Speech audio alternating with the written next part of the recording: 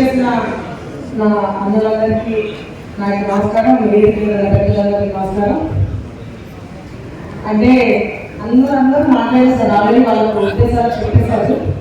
అందులో అన్నట్టుగా మాకు కూడా హైదరాబాద్ అయితే మహిళా కౌన్సిల్ మెంబర్స్ ఎవరైనా నేను గాంధీ బిజీగా ఉంటాను, అకామిడేషన్ ఇబ్బంది లేకుండా ఉంటాను. అండ్ నెక్స్ట్ అన్ని మాట్లాడారు, ప్రచారంలో అన్ని మంచిగా ఉంది. రాష్ట్రం కూడా నేను కూడా చెప్పాను, ఆల్రెడీ వాళ్ళు కోరుకున్నారు కాబట్టి ప్రచారంలో మన దగ్గర నుండి మొదలైతే బెస్ట్ మహాసభ నుంచి అని అలాగే మధ్యాహ్నం సార్ రాసుకుంటున్నారు కాబట్టి ఆ కోరికలు నెరవేర్చాలని కోరుకుంటున్నాను. అని మీ అందరూ తెలంగాణ మస్తు తింటారు కదా, అంటే నేను ఇంకా ఆంధ్ర నుంచి ఇక్కడ వచ్చి సెటిల్ అయ్యారు. తెలంగాణలో భయంకరంగా వాళ్ళందరూ చాలా వల్గర్ లాంగ్వేజ్, ఆ భాష నాకు రాదు, లేకపోతే నేను కూడా మాట్లాడలేదు.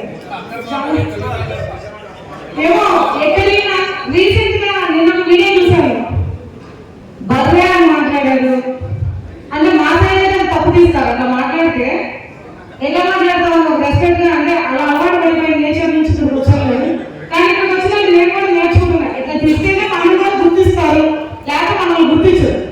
మనం కూడా పచ్చిగా మాట్లాడాలి, లోన్ ఉంది కాబట్టి మెసేజ్లు అన్నారు, మనం కూడా మెసేజ్లో తినడమే. కానీ మన మహాసభ నేర్పించిన సంస్కారం ఏంటంటే ఎవరినైనా సరే వైశ్యుల్ని గౌరవించాలి. అదే సంస్కారం ఈరోజు ఇంతమంది జిల్లా అధ్యక్షులు ఇంతమంది అన్నలు మాట్లాడారు వేదిక.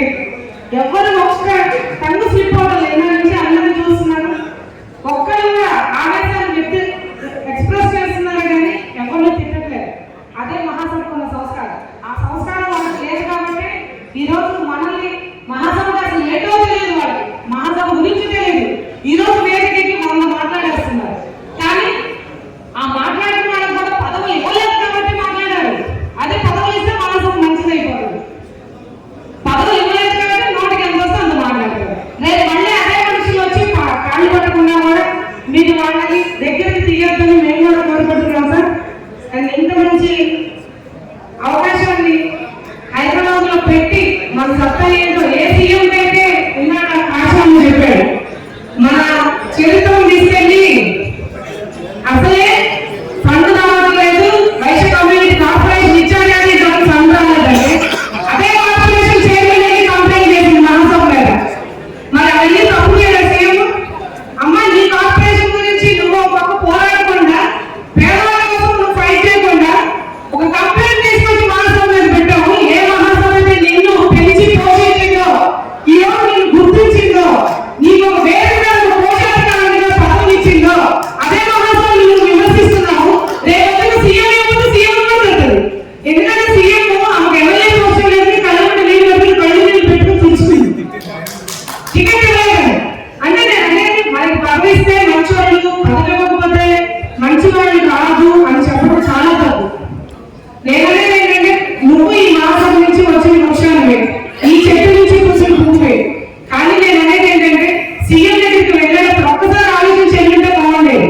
అందరినీ తీసుకుపోయావు, ఒక్కరిని దాంట్లో మహాసభ సంబంధించిన వాళ్ళు ఉన్నారు.